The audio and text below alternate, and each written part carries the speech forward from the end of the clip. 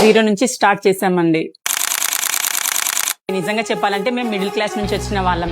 పెళ్లి కాకముందు ఏ అమ్మాయికైనా ఏదో ఒకటి చేయాలి అని ఉంటుంది కదా, అలాగే నాకు కూడా కోరిక ఉండేది. కానీ పెళ్లి అవ్వగానే కిడ్స్, నా డ్రీమ్ అలాగే మిగిలిపోయిందని అనుకున్న సమయంలో నాకు ఈ కాంచీపురం వరలక్ష్మి సిల్క్స్ ఒక మంచి ప్లస్ పాయింట్ అయింది.